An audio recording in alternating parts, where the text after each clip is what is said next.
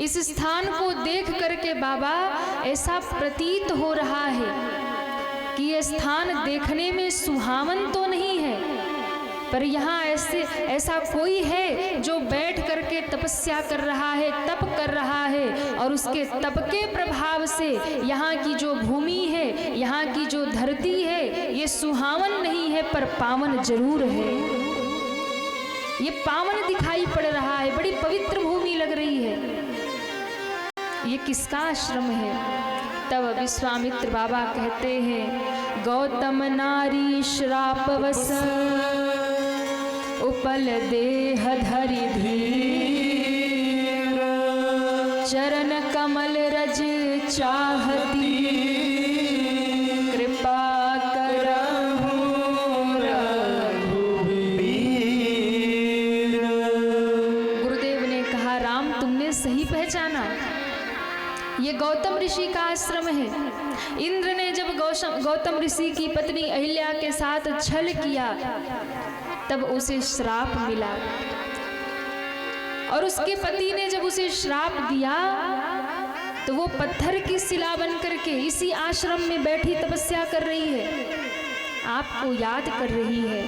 क्योंकि जब श्राप मिला तो इसने पूछा कि स्वामी आपने तो श्राप दे दिया, अब सारे लोग इस आश्रम को छोड़ के चले जाएंगे, आप भी चले जाएंगे, पर इतना तो बता के जाइए कि मैं पत्थर बन के कब तक बैठी रहूंगी और मेरा उद्धार कैसे होगा? कभी तो कुछ ऐसा होगा ना जिससे मेरा उद्धार होगा। तब गौतम ऋषि को दया लगी और कहा, अहिल्या तुम इसी आश्रम में रहना, इसे छोड़कर मत जाना, और इसी आश्रम में बैठकर तपस्या करना। एक दिन ऐसा आएगा, इसी रास्ते से भगवान जाएंगे, और इसी रास्ते से जब भगवान निकलेंगे तुम पत्थर बनी बैठी रहना, और राम जी के चरण की धूली जब तुम्हारे मस्तक पर पड़ेगी तभी तुम्हारा उद्धार हो जाएगा, उसी दिन तुम्हारा पाप समाप्त हो जाएगा। और तब से वो अहिल्या बैठी प्रभु आपके चरण धूली की प्रतीक्षा कर रही है। इसलिए प्रभु अपने चरणों की धूली दीजिए और दे करके इस अहिल्या का उद्धार करिए। चरण कमल रज चाहती, कृपा करहु रघुवीर। ये तुम्हारे चरणों की धूली चाहती है। राम जी ने जब सुना, पत्थर बनी शिला बनी उस अहिल्या को देखा, राम जी के मन में संकोच हुआ। क्यों? मैं एक क्षत्रिय हूँ और ये एक ब्राह्मण, ये एक ऋषि पत्नी है, एक ब्राह्मणी है। मैं अपने चरणों की धूली इसके मस्तक पे डालूंगा तो मुझे अपराध हो जाएगा। लेकिन फिर यहाँ तो संबंध भक्त और भगवान का है। विश्वामित्र का आदेश हुआ, गुरुदेव का आदेश हुआ, राम जी टाल नहीं सकते। विश्वामित्र बाबा ने कहा, प्रभु आपके भक्तों से तो आपका लेना देना चलता रहता है ना, याद करिए जब एक भक्त ने पत्थर से भगवान को प्रकट किया था। कौन है वो भक्त जिसने पत्थर से भगवान को प्रकट किया? वो भक्त है प्रहलाद। जब प्रहलाद के लिए खम्हा फाड़ करके नरसिंह भगवान प्रकट हुए थे, विश्वामित्र बाबा कहते हैं, प्रभु आपके भक्तों से आपका लेना देना चलता रहता है। एक समय था जब भक्त ने आपको पुकारा था और आपको खम्भे से प्रकट किया था, उस पत्थर के खम्भ को फाड़कर नरसिंह प्रकट हुए थे। आज परीक्षा भगवान की है। प्रभु आज आप भी अपने चरणों की धूली दे करके, एक समय था जब पत्थर से भक्त ने भगवान को प्रकट किया था, आज उस ऋण को चुकाने का अवसर है। आज भगवान भी कृपा करे और पत्थर से अपने एक भक्त को प्रकट कर दे महाराज। क्योंकि भगवान कभी किसी का ऋण रखते नहीं है। आपके ऊपर ऋण चला है, भक्त ने आपको पत्थर से प्रकट किया था, आपकी बारी है, आप भी पत्थर से अपने भक्त को प्रकट करिए। इतना सुनते ही राम जी ने चरण उठाया। संकोच मन में था, जैसे ही चरण ऊपर किया हवा का झोंका आया, भगवान के चरण की धूली उड़ी, अहिल्या के मस्तक पर पड़ी और अहिल्या प्रकट हो गई। महाराज बोले राघवेंद्र सरकार की जय हो। जैसे ही अहिल्या प्रकट हुई, भगवान को देखकर गदगद हो गई, आंखों से अश्रुधार बहते हैं। पर सतपद पावन शोकन सावन, प्रकट भई तप पुंज सही, देखत रघुनायक जन सुखदायक, सन्मुख हुई कर जोर रही। अति प्रेम अधीरा पुलक शरीरा, मुख नहीं आवहि बचन कही, अतिशय बड़ भागी चरणन लागी, जुगल नयन जलधार बहे। चरणों में लिपट के अहिल्या रोने लगी, आंखों से अश्रु बहने लगे। अतिशय बड़ भागी चरणन लागी। भगवान ने कहा, माँ आपने ऐसा क्या अपराध किया कि आपके पति ने आपको श्राप दे दिया? अहिल्या जी ने हाथ जोड़ के कहा, प्रभु ऐसा मत कहिए कि मेरे पति ने मुझे श्राप दिया था, फिर आप ये कहिए कि उन्होंने मुझे वरदान दिया था, क्योंकि जिस श्राप के कारण राम का दर्शन हो जाए वो श्राप नहीं होता, वो तो वरदान हुआ करता है। जिस श्राप से राम का दर्शन हो वो तो वरदान है। इसलिए आज अहिल्या धन्य हुई, भगवान के चरणों से लिपट के रोई और गई पतिलोक आनंद भरी धाम को अपने गई। भगवान यहाँ से आगे बढ़े, सारे ऋषि मुनियों ने राम जी का जय जयकार कर दिया। बोले राघवेंद्र सरकार की जय हो। जय जयकार क्यों हो रहा? बोले राम जी ने कमाल कर दिया। क्या कमाल किया? बोले महाराज एक तो सुबाहु मारीच का वध कर दिया और दूसरे अहिल्या का भी उद्धार कर दिया। तो सारे संत महात्मा नाच रहे और गा रहे, आज बक्सर में रघुबर कमाल कइले, आज बक्सर में रघुबर कमाल कइले, आज बक्सर में रघुबर कमाल कइले, आज बक्सर में रघुबर कमाल कइले, आज बक्सर में रघुबर कमाल कइले हो, कमाल कइले, कमाल कइले हो, कमाल कइले, आज बक्सर में रघुबर कमाल कइले, आज बक्सर में रघुबर कमाल कइले, आज बक्सर में रघुबर। जय भाई दोनों हाथों को जय हो। हरि बोल।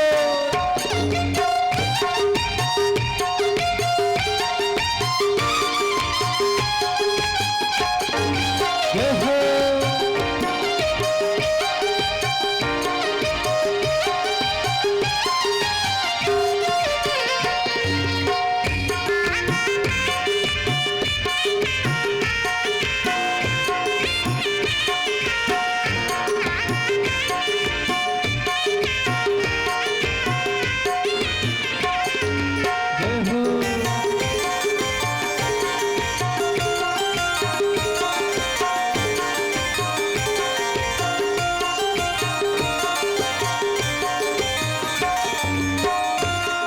और क्या कमाल किया राम जी ने? ताड़िका के मारी के सुबाहु के जारी के, ताड़िका के मार के सुबाहु के जार के, ताड़िका के मारी के सुबाहु के जारी के, ताड़िका के मार के सुबाहु के जार के, दूर असुरन के हाँ, असुरन के, दूर असुरन के हाँ, असुरन के, दूर असुरन के बवाल कइले, जय हो। आज बक्सर में रघुबर कमाल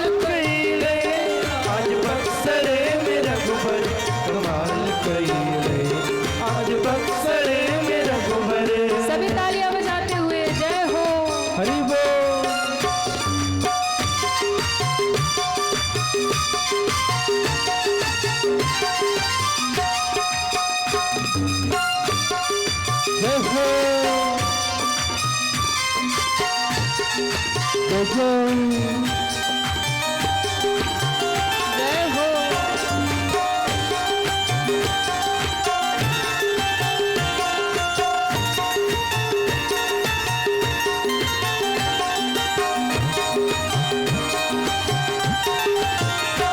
राधे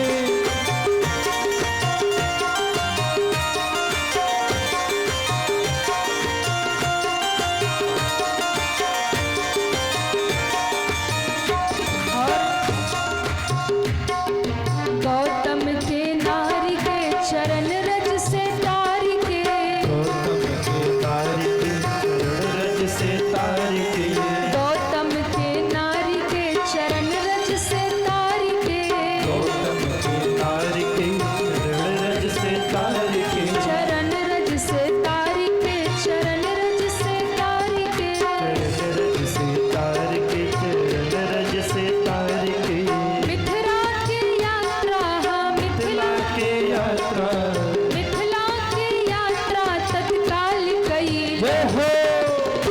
आज बक्सर में रघुबर कमाल कई, हो आज बक्सर में रघुबर कमाल कइले, आज बक्सर में रघुबर जय हो।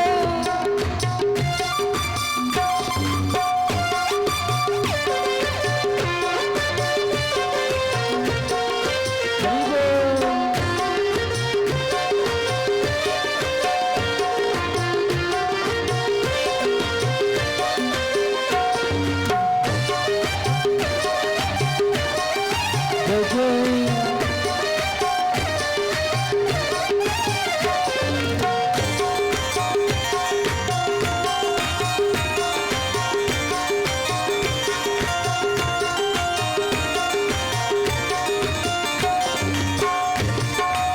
और सुबाहु ताड़का मारीच का आतंक समाप्त। गौतम ऋषि की पत्नी अहिल्या को तार दिया, मिथिला की यात्रा की शुरुआत की और फिर क्या किया? गंगा नहाई के जनकपुर में जाई के, नहाई के जनकपुर में जाई के, गंगा नहाई के जनकपुर में आई के, गंगा नहाई के जनकपुर में आई के, धनुहा के तोड़ी हाँ, नुहा के तोड़ी हाँ, धनुहा के तोड़ी हाँ, नुहा के तोड़ी हाँ, धनुहा के तोड़ी ससुराल कइले। ऐसे नहीं, दोनों हाथ ऊपर करिए। धनुहा के तोड़ी हाँ, के तोड़ी हाँ, धनुहा के तोड़ी ससुराल कइले, धनुहा के तोड़ी। इतने धीरे से, थोड़ा जोर से कहिए। धनुहा के तोड़ी ससुराल कइले, धनुहा के। आज बक्सर में रघुबर कमाल कइले, आज बक्सर में रघुबर कमाल कइले, आज बक्सर में रघुबर कमाल कइले, आज बक्सर में रघुबर कमाल कइले हो, कमाल कइले, कमाल। कइले हो कमाल कइले, आज बक्सर में कमाल कइले, आज बक्सर में रघुबर कमाल कइले, आज बक्सर में रघुबर कमाल कइले, आज बक्सर में रघुबर, आज बक्सर में रघुबर, आज बक्सर में रघुबर।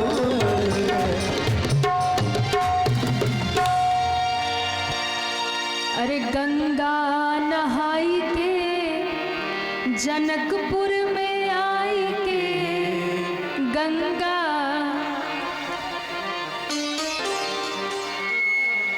अब क्या किया? धनुहा के तोड़ी हाँ, धनुहा ससुराल। अरे वाह, मिथिला क्षेत्र इधर पास में ही है ना? वाह वाह। अरे धनुहा के तोड़ी, वाह। देखो एक मैया बोल रहे, दूसरी बता रहे। अच्छा, राम जी की ससुराल इधर ही है ना, इसलिए ज्यादा खुश हो रहे हैं। आज बक्सर में रघुबर कमाल, आज बक्सर में कमाल कैले हो, कमाल कैले।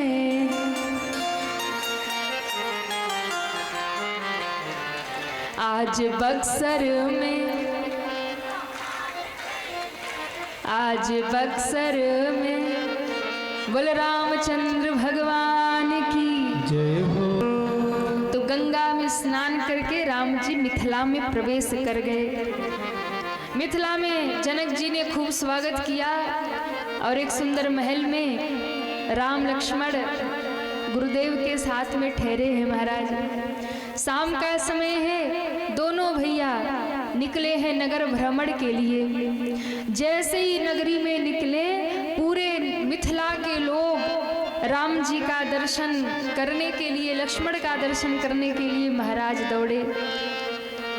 धाये काम धाम सब त्यागी, मनहु रंक निधि लूटन लागी। सब दौड़े और सब राम जी का दर्शन कर रहे। मिथिला के लोग दर्शन करके धन्य धन्य हो रहे।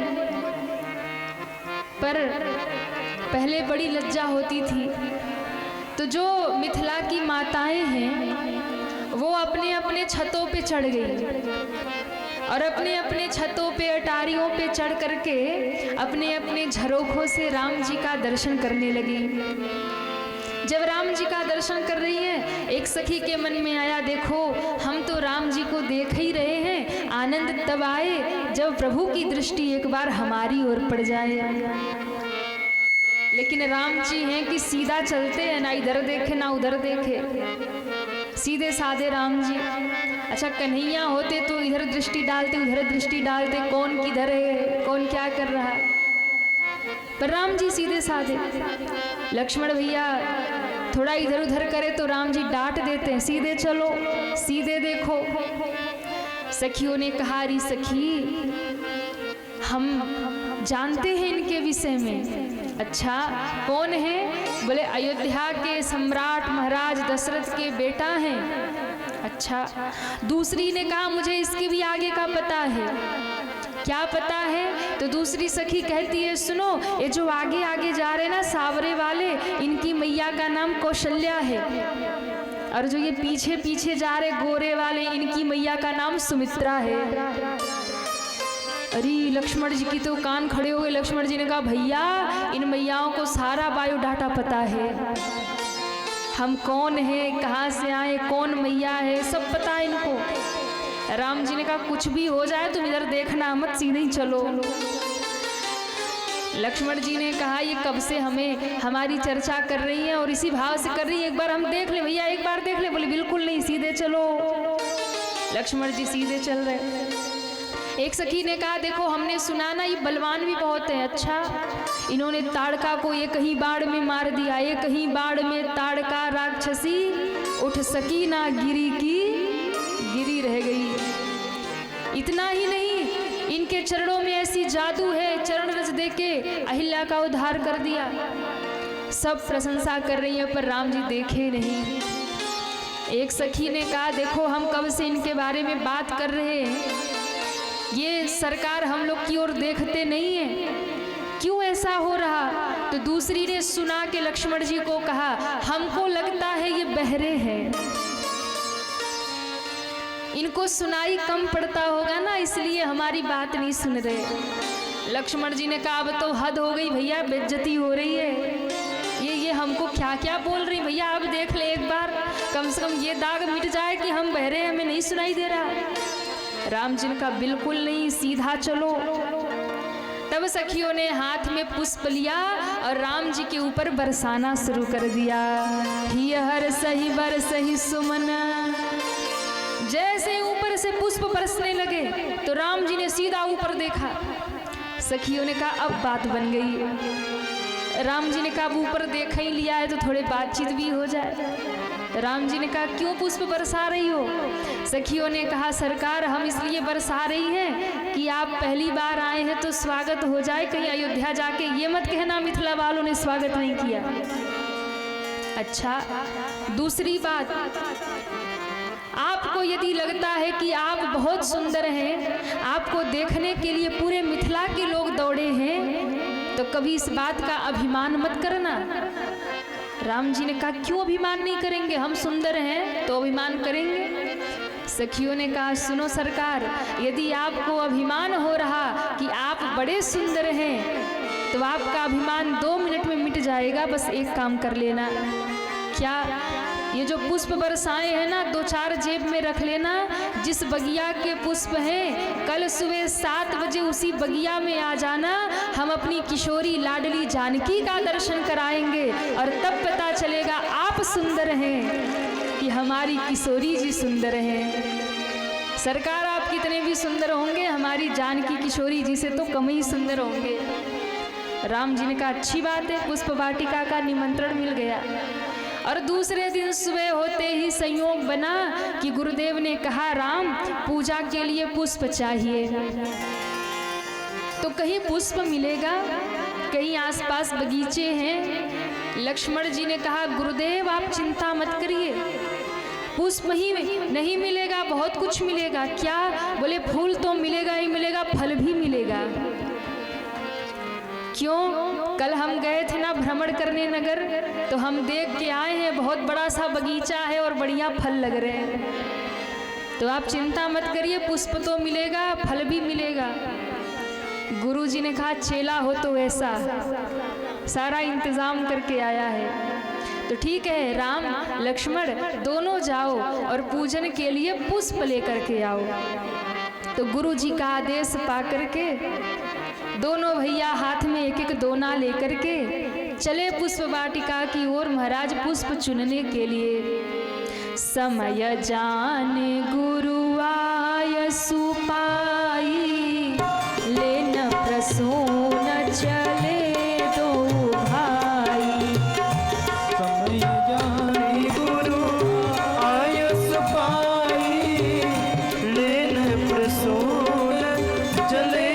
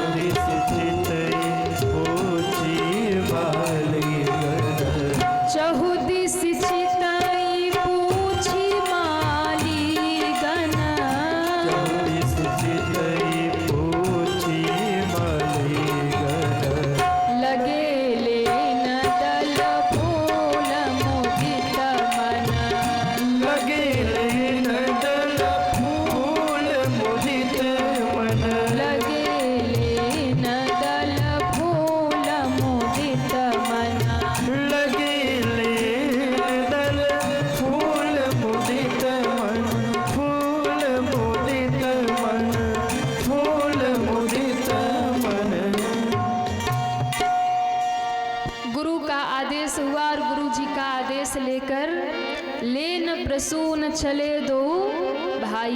दोनों भैया चले महाराज। और कहते जब दोनों भैया चले पुष्प लेने के लिए, तो सबसे पहले पहुंचे पुष्प वाटिका के गेट पर।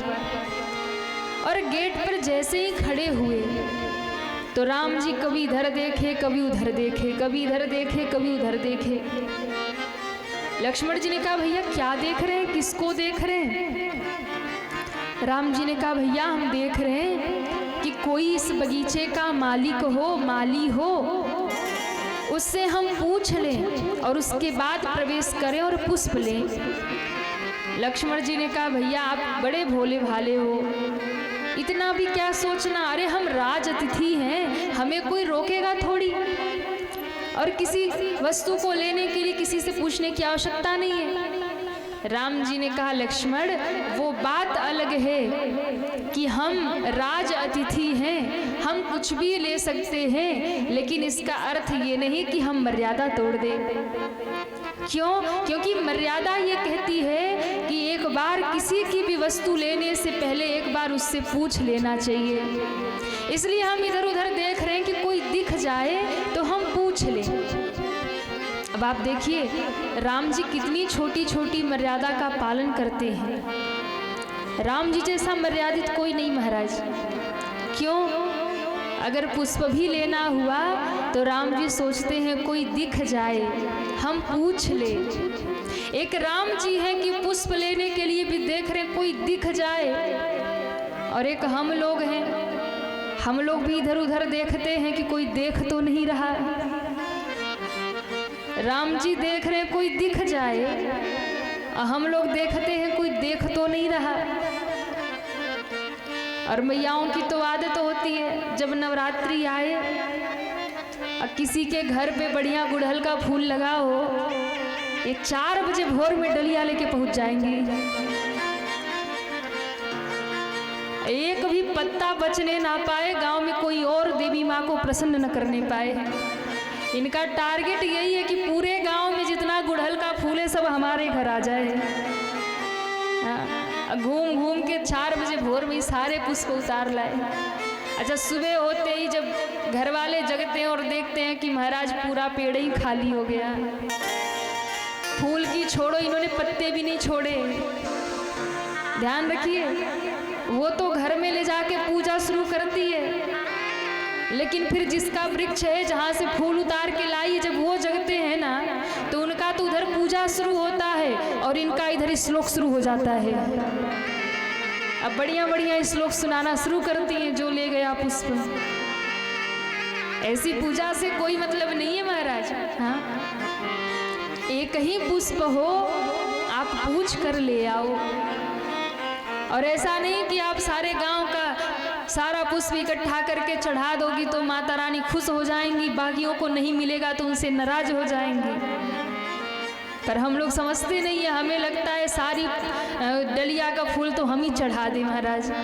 नहीं, राम जी ने कितनी छोटी छोटी मर्यादा सिखाई है महाराज। किसी की वस्तु लेने से पहले एक बार उससे पूछ लीजिए। और जो लोग दूसरे के घर का फूल ला के चढ़ा के खुश हो जाते हैं ना, सावधान। क्यों? पुष्प ले जाके पूजा आप करोगे, पुष्प ले जा करके भगवान को आप चढ़ाओगे, पूजा आप करोगे, सारा फल पड़ोसी को मिल जाएगा। जो वृक्ष लगाया है, जिसने वृक्ष को सींचा है, जिसके फुलवारी का फूल है, सारा फल उसको मिल जाएगा। आपके पल्ले कुछ पड़ने वाला नहीं है। इसलिए एक बार उससे पूछ लो, स्वीकृति ले लो, प्रेम से दे दे तो ले लो, नहीं पे फिर कहीं से खरीद लो, पर चढ़ाओ तो खुद का ही चढ़ाओ महाराज। नहीं तो आप तो पूजा करके खुश हो जाते हो, आज एक डलिया फूल चढ़ाया और पता लगा सारा फल गया उसी के घर, आप तो खाली के खाली। तो राम जी खड़े हो गए, माली और माली ना गए, भगवान ने स्वीकृति ले लिया, थोड़े पुष्प लेने हैं, और पूछ करके राम जी बगिया में प्रवेश करते हैं। जैसे ही बाग में राम जी ने प्रवेश किया, बाग में प्रवेश करते ही राम जी ने पुष्प तोड़ना शुरू किया, पुष्पों का चयन करने लगे। और कहते हैं जिस समय राम जी पुष्पों का चयन कर रहे, उसी समय उसी बगिया में अष्ट सखियों के साथ में माता जानकी का आगमन हो रहा है। बोलिए जानकी मैया की जय हो। अरे गिरजा पूजन को आई रे सखी आई जनक की लली। गिरजा पूजन को आई रे सखी आई जनक की लली। गौरी पूजन को आई रे सखी आई जनक की लली। गौरी पूजन को आई रे सखी आई जनक की लली। पहली बार सीता जी का आगमन कथा में सभी दोनों हाथ ऊपर करिए और तालियां बजाते हुए जय हो। हरि बोल।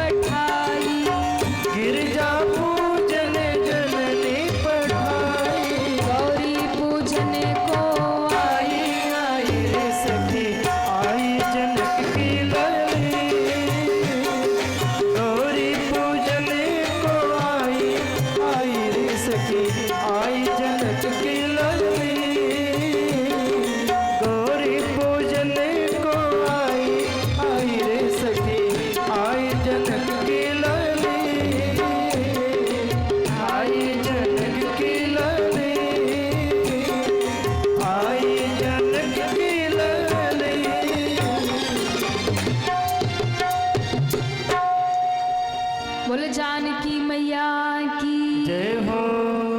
बाबा कहते हैं गिरजा पूजन के लिए उसी समय मैया जानकी अष्ट सखियों के साथ में प्रवेश करती हैं। इधर राम जी पुष्पों का चयन कर रहे हैं। राम जी ने एक पुष्प को पकड़ा था और जैसे ही पुष्प को पकड़ा राम जी ने, इतने में जानकी जी का आगमन हो गया।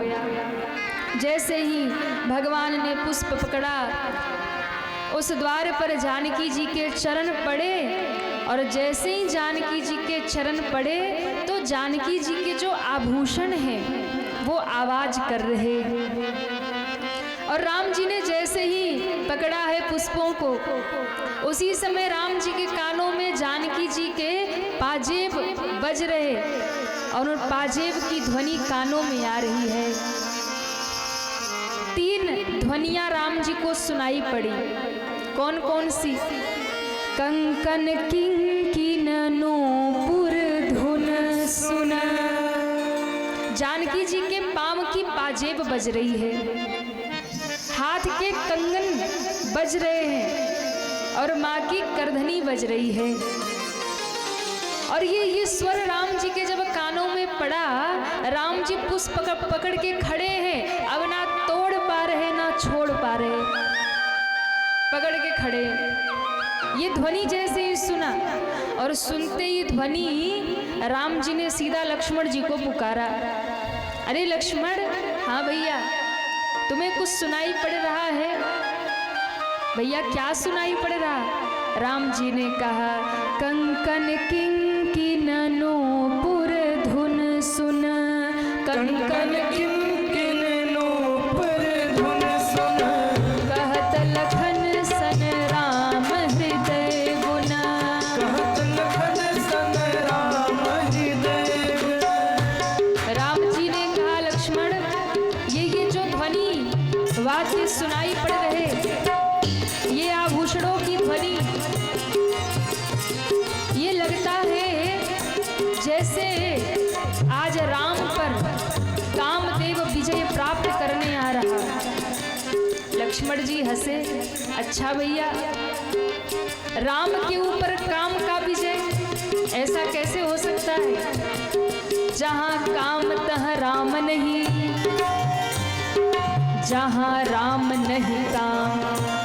पर आप कह रहे हैं कि आप पर काम विजय करने आ रहा है। मानव मदन दुमदुभी दिल्ली। लक्ष्मण, ऐसा लगता है कामदेव ने युद्ध के लिए मुझे ललकार दिया और उसने दुमदुभी बजा दी है। लक्ष्मण जी ने कहा ऐसा हो नहीं सकता, काम आप पर आक्रमण कर ही नहीं सकता और कर भी देगा तो जीत नहीं सकता। राम जी ने कहा कदाचित आज जीत सकता है। लक्ष्मण जी को लगा ये भैया कैसी बात कर रहे हैं, क्यों? राम जी ने कहा आज ये कामदेव मुझ पर विजय प्राप्त कर सकता है। क्यों? क्योंकि आज ये कामदेव अकेला नहीं आ रहा। कहाँ आ रहा? बोले सीता जी के चरणों में बैठकर आ रहा। सीता जी के चरणों की जो पाजेब है, उस पाजेब में बैठकर आ रहा। सीता कौन है? तो कहा सीता जी भक्ति हैं, और जो भक्ति के चरण पकड़ लेगा, जो भक्ति को पकड़ लेगा, उसके लिए कोई बड़ी बात नहीं, वो भगवान पर भी विजय प्राप्त कर सकता है। इसलिए राम जी ने अभी कह ही रहे थे और कहते ही कहते जानकी जी का दर्शन हुआ। राम जी ने कहा लक्ष्मण, ये देखो, इनको पहचानते हो? लक्ष्मण जी ने कहा आज भैया को क्या हो गया? कल कह रहे थे कि किसी को देखो मत, और आज कह रहे जरा इनको देखो। ये कौन है? लक्ष्मण जी ने कहा मुझे नहीं मालूम। राम जी ने कहा हम बताते हैं। तात जनक तनया यह सोई। तात जनक तनया सोई। तात जनक तनया यह सोई। तात जनक तनया सोई। धनुष यज्ञ जहि कारण होई। धनुष यज्ञ जहि कारण होई। भगवान कहते हुए ये वही जनक की बेटी है जिनके इधर जानकी जी गौरी मंदिर में पूजा कर रही है। उसी समय एक सखी बगीचा घूमने आ गई और जैसे ही बगीचा घूमने आई, बगीचा घूमते घूमते उस सखी की दृष्टि राम जी पे पड़ गई। जैसे ही राम जी को देखा, इतने सुंदर हैं, महाराज मती बौराई भागी जानकी जी के पास आई, कभी हंसने लगी, कभी रोने लगी, कभी गाने लगी। सीता जी ने कहा क्या हो गया तुझे, अभी तो घर से आई थी तो ठीक ठाक थी, क्या हो गया? बोली अरे सखी क्या बताऊं, आज बगिया में एक जादूगर आया है और उस जादू ने उसने टोना लगा दिया मुझे। हम पर चलाई दियो टोना, किशोर गौर सावरा सलोना। हम पर चलाए गयो टोना, किशोर गौर सावरा सलोना। हम पर चलाई दियो टोना, किशोर गौर सावरा सलोना। हम पर चलाए गयो टोना, किशोर गौर सावरा सलोना। सावरा सलोना, हाँ सावरा सलोना। सावरा सलोना, सावरा सलोना। सावरा सलोना, हाँ सावरा सलोना। सावरा सलोना, सावरा सलोना। हम पर चलाय दियो टोना, किशोर गौर सावरा सलोना। पर चलाए दियो टोना, किशोर गौर सावरा सलोना। जय हो।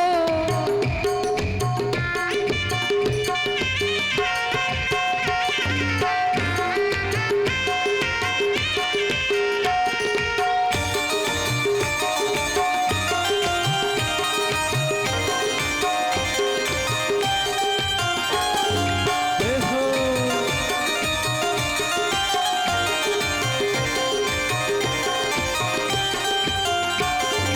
हरि बोल।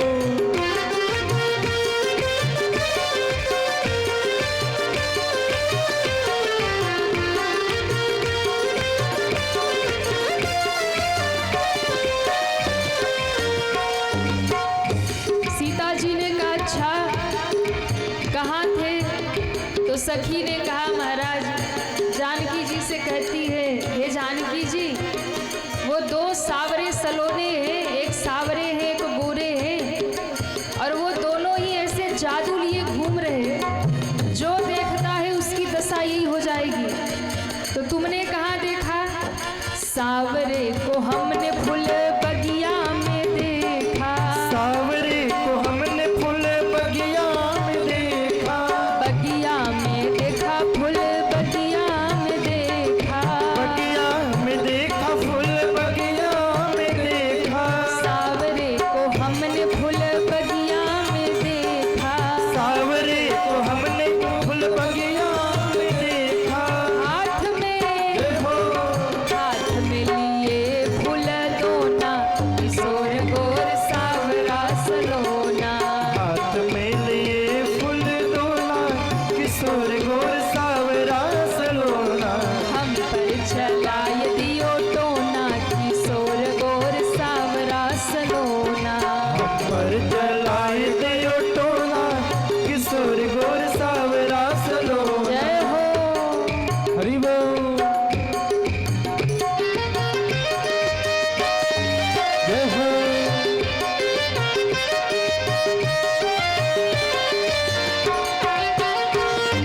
जय हो।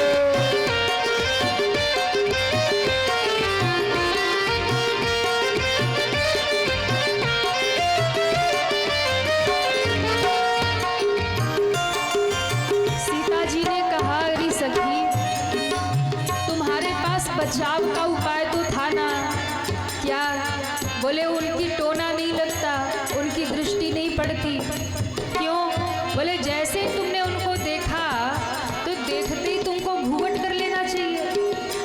अब तुम्हारे पास तो घूंघट था और तुम घूंघट कर लेती तो तुम्हें टोना नहीं लगता, उनकी दृष्टि नहीं पड़ती तुम्हारे ऊपर। अरे सखी ने कहा जानकी जी वो भी तो किया था। सावरे को देख घूंघट पट कीन्हा, सावरे को देख घूंघट पट कीन्हा, सावरे को देख घूंघट पट कीन्हा, सावरे को देख घूंघट पट कीन्हा। घूंघट भी लगाया तो कैसे दर्शन हो गया? बोले महाराज घूंघट तो लगाया पर थोड़ा था मिस्टेक हुआ। क्या हुआ? तनिका खुला रहा कोना, घूंघट तो लगाया पर थोड़ा सा कोना खुला था ना, बस वही से दर्शन हो गया। तनिका खुला रहा कोना, किशोर गोर सावरा सलोना, तनिका खुला रहा कोना, किशोर गोर सावरा सलोना। हम पर चलाए दियो टोना, किशोर गोर सावरा सलोना। हम पर चलाए दियो टोना, किशोर गोर सावरा सलोना। सभी दोनों हाथ ऊपर करिए और तालियां बजाते हुए जय हो। हरि बोल।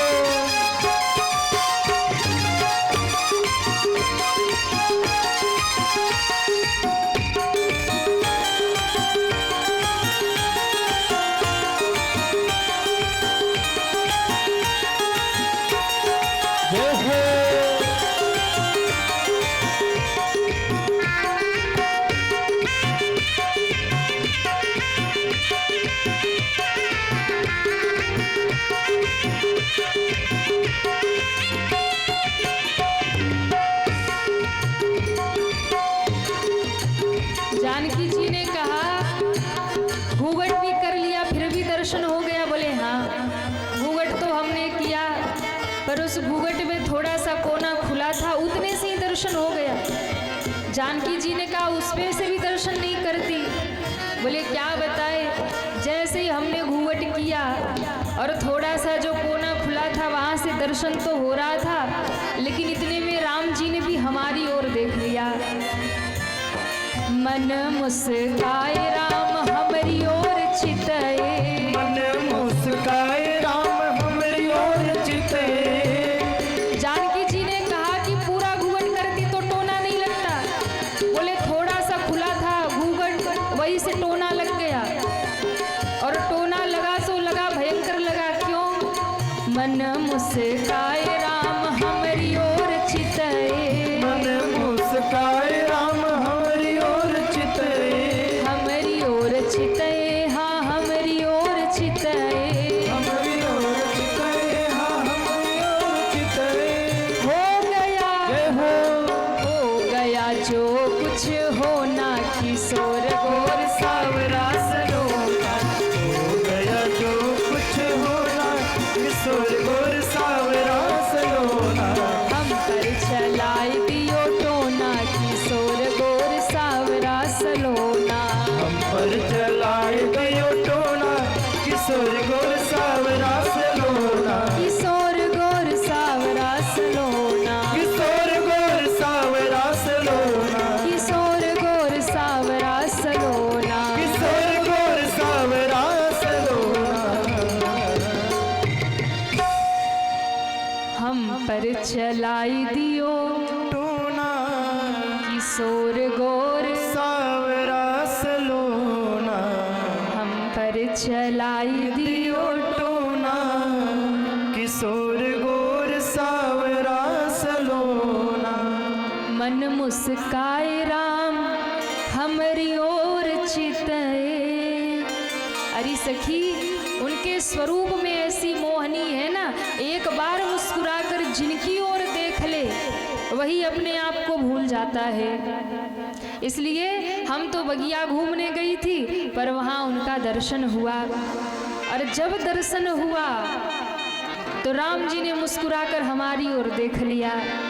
मन मुस्काए राम हमारी ओर चितए, हो गया जो कुछ होना, किशोर गोर सावरा सलोना। आहा। जैसे ही सखी ने कहा, अरे सखी क्या बताऊं, जैसे उन्होंने देखा उनके स्वरूप में ऐसी मोहनी है, एक बार जिसकी ओर देख लेते वो सुध बुध खो देता है। और वास्तव में सज्जनों, जिसको वास्तव में भगवान का साक्षात्कार हो जाए ना, जिसको वास्तव में एक बार भगवान की अनुभूति हो जाए, फिर उसकी मति बौरा जाती है। वो संसार में कह नहीं सकता कि मुझे भगवान का दर्शन हो गया, कह नहीं सकता। पर ध्यान रखिए, आजकल बहुत सारे लोग निकले हैं जो कहेंगे मुझे भगवान का साक्षात्कार हो गया। हाँ, बहुत ऐसे लोग मिलेंगे, अरे हमको तो हनुमान जी हमसे बात कर रहे थे, हमको तो माता रानी ने साक्षात दर्शन दिया। ध्यान रखिएगा, जिनकी अनुभूति होने मात्र से ही व्यक्ति की बाणी बंद हो जाती है, गदगद हो जाती है, शरीर की सुध नहीं रहती है। आप सोचो, अगर वो सामने आ जाए तो उसके बाद बताने लायक बचेगा क्या? जिसको अनुभव हो गया भगवान के स्वरूप का, वो संसार को बता नहीं सकता है, और जो बताए घूम रहा है, समझ लो अभी कुछ हुआ ही नहीं है महाराज। सब पाखंड है, सब गलत है।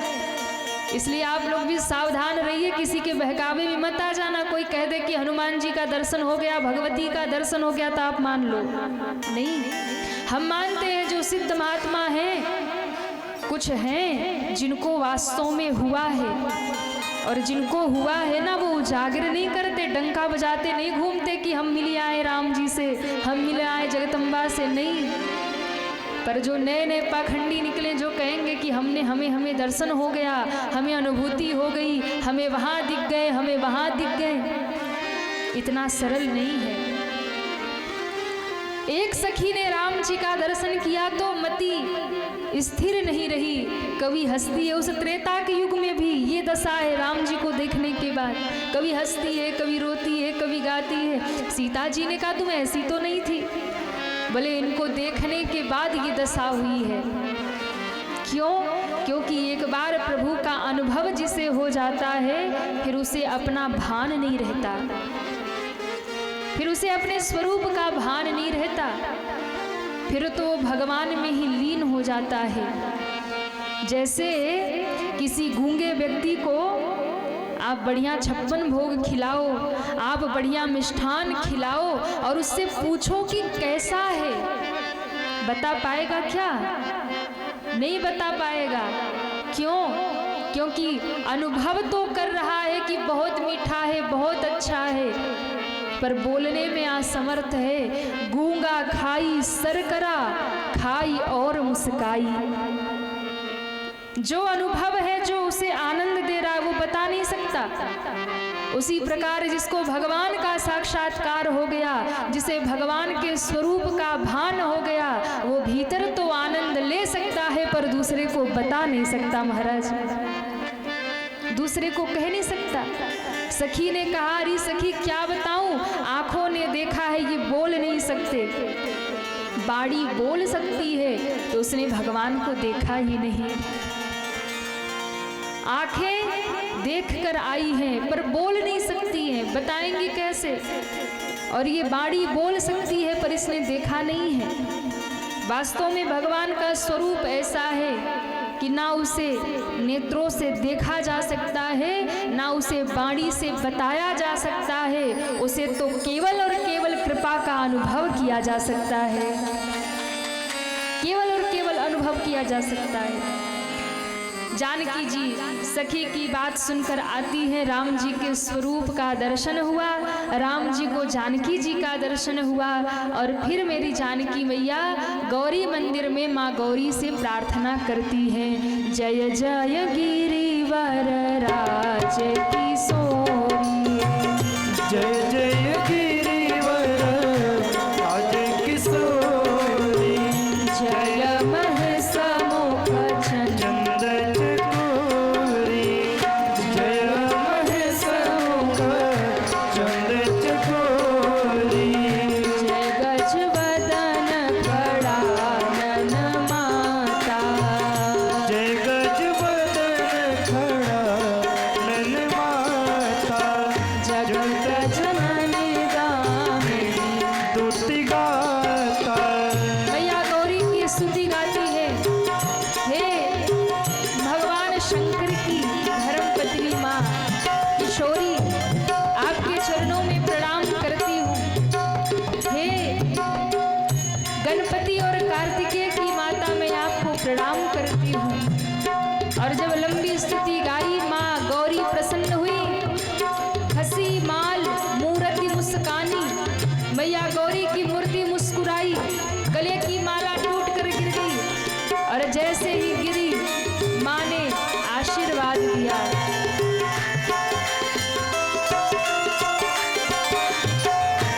मन जाहि राजो मिलहि सोबर, सहज सुंदर सावरो, करुणा निधान सुजान शील स्नेह जानत रावरो।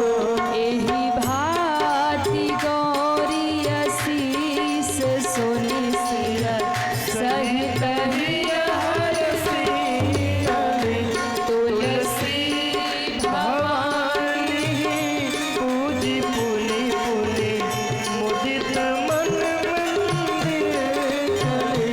हाँ मुदित मन मंदिर चले। हाँ मुदित मन मंदिर चले।